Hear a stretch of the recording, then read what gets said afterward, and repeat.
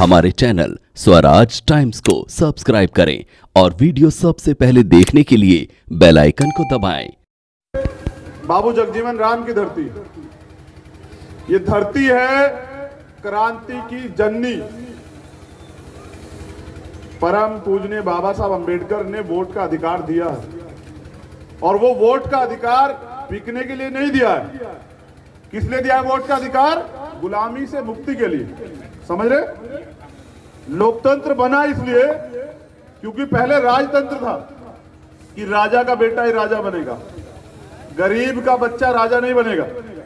राजा वही बनेगा जिसके सर पे राजा हाथ रखेगा।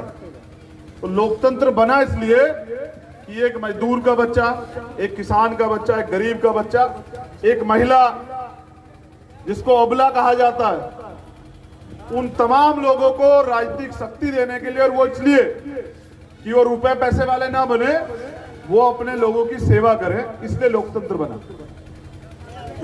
मैं मान्यवर काशीराम साहब को अपना आदर्श मानता हूं और आज उन्हीं की आशीर्वाद से, उन्हीं की मूवमेंट को चलाते हुए आप लोगों के बीच में आने का मौका मिला। यहां मंच पर हमारे दोनों प्रत्याशी हैं पीडीए के, हमारे बिहार के जननायक भाई पप्पू जी हैं, भीम आर्मी के सम्मानित जिला अध्यक्ष और नौजवान आजाद समाज पार्टी के कार्यकर्ता यहां मौजूद हैं। मैं आपसे एक चीज पूछना चाहता हूं, और नौजवान यहां खड़े हैं, क्या अपने महापुरुषों के सपने को कुचलने की जिम्मेदारी आपने ली है क्या? भाई बाबू जगदेव प्रसाद कुशवाहा जी ने पूरी जिंदगी संघर्ष किया, क्या आज उनके सपनों का बिहार है क्या? क्या जननायक कर्पूरी ठाकुर के सपने का बिहार है क्या? किसके सपने का बिहार है? पूंजीपतियों के सपने का? भ्रष्टाचार में बिहार नंबर 1, बलात्कार में बिहार नंबर 1, करप्शन में बिहार नंबर 1, माफियागिरी में बिहार नंबर 1। आप ये मुझे बताइए, इससे लोकतंत्र से आपको क्या मिला? इस लोकतंत्र से मुझे लग रहा है कि आपकी गुलामी कटी नहीं है, आप पे गुलामी आ गई है। क्योंकि नौजवान, जैसे मैंने कहा ना कि संघर्षों के साए में घनघोर जवानी पलती है और इतिहास उधर झुक जाता है जिस ओर जवानी चलती है। समझ रहे हैं? एक मिनट, अरे तू तो नौजवान है, बाबा साहब ने पैर छूना सिखाया, थोड़ा सिखा ले। बाबा साहब ने तो समानता की बात की। बैठ बैठ। तो जिधर इतिहास किधर झुकता है, जिधर जवानी चलती है। परिवर्तन समझते हैं ना, वो प्रकृति का नियम। लेकिन तुमसे झूठे वादे करते हैं लोग, बड़ी बड़ी बातें करते हैं लोग, सपने दिखाते हैं, 15-15 साल राज करते हैं लेकिन देते कुछ नहीं है। मेरे लोगों के तन पे कपड़े नहीं है। मैं गया था बाढ़ वाले क्षेत्र में, उनके सर पे छत नहीं है, उनके पेट में रोटी नहीं है, उनके लिए अधिकार नहीं है, उनको न्याय नहीं मिलेगा। जो बक्सर में हुआ, जो मोतिहारी में हुआ, उसका जिम्मेदार कौन है? कानून का राज कौन स्थापित करेगा? मुख्यमंत्री या कोई आम आदमी? मैं प्रशासन के लोग यहाँ हैं, अभी वो तेजी से आ रहे थे तो कार्यकर्ताओं के साथ धक्का मुक्की कर रहे थे। ऐसा नहीं करते भाई, ये कल के शासक है, यही नेता है। आप देखना, कल ये नेता बनेंगे और आपको इन्हीं की सुरक्षा करनी पड़ेगी। आप देखते जाइए, ये भी कल आपका, हमारा छोटा भाई कल विधायक बनकर सदन में जाएगा अगर हिम्मत से ये लोग लग गए। इनको सम्मान दीजिए, ये सम्मान के लिए। जनता मालिक होती है लोकतंत्र में, समझ रहे हैं? मौका है आप लोगों के पास, आपको तय करना है। पैसे वाले बहुत लोग हैं लेकिन नीयत का खेल है। वादे बहुत लोग करते हैं, पूरे करने की बात है। मेरी तो शुरुआत है, मैंने वोट नहीं मांगा अब तक, लेकिन आप जिम्मेदार हैं, तमाम लोग जो मुझे जानते हैं। कश्मीर से लेकर कन्याकुमारी, अगर कहीं कोई अत्याचार होता है किसी मजलूम पे, आपको भीम आर्मी के बाद सुनाई देती है नहीं देती है? हाथ उठा के बताओ। क्या भीम आर्मी के लोग जवाब देते हैं नहीं देते हैं? मगर मैं देखता हूं कि जब हमारे कार्यकर्ताओं पे लाठी चलती है, मुकदमे लिखे जाते हैं, उनको जेल भेजा जाता है, तो कोई नेता साथ नहीं खड़ा होता। मैंने 100 तरह के अपमान सहे अपनों से, 100 तरह की आरोप सहे, लेकिन मैंने तय किया कि अपने महापुरुषों के सपने को पूरा किए बगैर मैं मरूंगा नहीं। तो मेरी जान, मेरे सपने तो आप लोगों तक सीमित हैं, क्योंकि इस लड़ाई जो है आपकी है।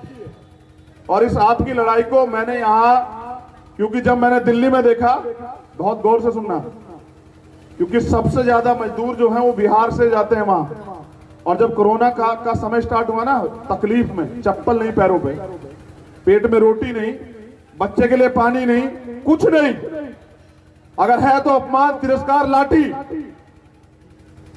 मैंने देखा कि ये मेरा भाई जो है ना लड़ रहा, उनके लिए रोटी की प्रबंध कर रहा। मैंने बाढ़ में देखा जहां कोई नहीं जा रहा था, ये जा रहा था। तो मैंने पूंजीपतियों से समझौता नहीं किया, मैंने उससे समझौता किया जिसका दर्द मेरे जैसा, बिल्कुल, जो बिहार में बदलाव चाहता है। और मैं आपसे चाहता हूं कि आप बिहार में मेरे भाई को मौका देंगे नहीं? दोनों हाथ उठा के बताइए। अगर आप मौका देंगे तो मैं विश्वास दिलाता हूं कि जो शपथ पत्र इन्होंने दिया वो पूरा होगा, क्योंकि हमें बिहार को देश, पूरी दुनिया में चमकाना है। समय बहुत कम है। आप सब लोगों का आभार, धन्यवाद। मेरे बाद जो है आगे की कड़ी को हमारे बिहार के जननायक भाई पप्पू जी आगे बढ़ाएंगे, आप इनको जरूर सुने। मैं सम्मानित हमारे ईश्वर तुल देवतुल बुजुर्ग सभी गार्जियन, क्रांतिवीर, कर्मवीर, छात्र युवा साथियों, मैं सबका नाम नहीं ले पाऊंगा। पत्रकार बंधु, आदरणीय हमारे नेता और उम्मीद चंद्रशेखर आजाद जी, और दोनों हमारे जानदार और शानदार प्रत्याशी, सभी सम्मानित जनप्रतिनिधि महोदय, मुखिया जी, प्रमुख समिति जी, युवा शक्ति अध्यक्ष जी, जिलाध्यक्ष जी, अन्य सभी साथियों, मैं 2-3 बात कहना चाहूँगा। हर घटना में अरवल, आज से नहीं, मैं 84-86 से अरवल आ रहा हूँ। जब भी कोई नरसंहार हुआ सबसे पहले पप्पू यादव अरवल। कोई गांव के नाम आप उठा लीजिए, कोई आपको जो लगे। 90 में पहली बार एमएलए बने। 90 के बाद जितने जुल्म हुए अरवल में, चाहे बच्चा डूबा हो, चाहे कहीं मार दिया गया हो, चाहे बच्ची के साथ बलात्कार हुआ हो, चाहे कहीं 4 आदमी को मार दिए गए हों, कभी आज तक जिनको आप वोट देते रहे, चाहे वो नीतीश कुमार हो, लालू यादव, जो गरीब हो, जो कमजोर हो, आप जब पूरा देश डर रहा था, 800 सांसद घर में थे, जब प्रधानमंत्री घर में थे, मुख्यमंत्री घर में थे, तो आपसे मैं इतना कहूँगा, अकेला इंसान पप्पू यादव इस देश में 70 लाख लोगों से अकेला मिल रहा था। जब सबको पॉजिटिव का डर था, सर बैठिए प्लीज, जब सबको पॉजिटिव डर था, जब सब को लग रहा था मैं मर जाऊंगा, बाप बेटे से डर रहा था, और उस वक्त पप्पू यादव क्या कर रहा था? एक एक घर में जाकर के राशन पहुंचा रहा था, एक एक हाथ में हजारों हजार रुपया। कोई ऐसा आदमी, हिंदुस्तान का कोई मजदूर आपको कह सकता है जिसके घर में इस कोरोना वायरस में पप्पू यादव के पैसे मदद ना पहुंचे, जो बाहर में मार खा रहे हो? 16 करोड़ रुपया हर मजदूरों के अकाउंट में ट्रांसफर किया, अकेला। ये जिम्मेदारी मेरी नहीं, ये जिम्मेदारी नीतीश और नरेंद्र मोदी की थी। जब बच्चे पर जुर्म कर रहे थे, ये लोग नहीं आने दे रहे थे कोटा दे, तो 7 अप्रैल को हमने 40 बस लगाए। जब नीतीश ने मना कर दिया तो फिर 7 ट्रेन हमने भेजा। नीतीश कुमार को पैसा नहीं था, सिर्फ पप्पू यादव क्यों भेजे बंगलोर ट्रेन? पप्पू यादव क्यों भेजा कोटा ट्रेन? क्या ये मेरी जिम्मेदारी थी? क्या नीतीश कुमार की जिम्मेदारी नहीं थी? 32 लाख लोगों को पप्पू यादव अकेला बिहार लाया, और जब हम लाए तो इन्होंने कहा क्वारंटाइन, 8,400 करोड़ रुपया इसने क्वारंटाइन में लूट लिया।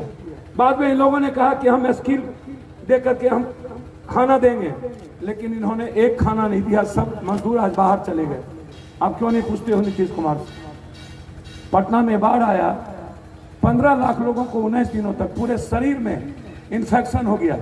डॉक्टर ने कहा कि आप मर जाओगे 3 दिन के बाद। हम नहीं सुने। 9 दिनों तक सुशील मोदी हाफ पैंट पहन करके भाग गया, उसके घर में खाना पहुंचाते रहे, लेकिन हम पटना छोड़ के नहीं गए। क्या वहां पर कोई नेता नहीं था? नीतीश जी नहीं थे? क्या वहां विपक्ष नहीं था? क्या निकले वो? मुजफ्फरपुर में चिमकी बुखार में 300 लोग मर गए। मैं जानना चाहता हूं, क्या वो 300 लोग को अकेला पप्पू यादव लड़ाई लड़ा? हमने 30 साल बनाम 3 साल, आपको कोई लड़ाई आप उठा के देख लीजिए, शेल्टर हाउस की लड़ाई, एनआरसी की लड़ाई, कोई देश में नहीं लड़ा। जहां पर बलात्कार हुए सबसे पहले पप्पू यादव। भारत के किसी कोने में, कश्मीर से कन्याकुमारी, हर आदमी की सेवा पप्पू यादव। सिंगल इंसान जो पप्पू यादव के दरवाजे से लौट के गया हो। मैं चाहता क्या हूं, आप इनसे पूछो ना, नीतीश कुमार से, आप सिर्फ इतना पूछो नीतीश जी से, आप आए थे जंगल राज पे, जनता ने ठीक है उनको नकार दिया।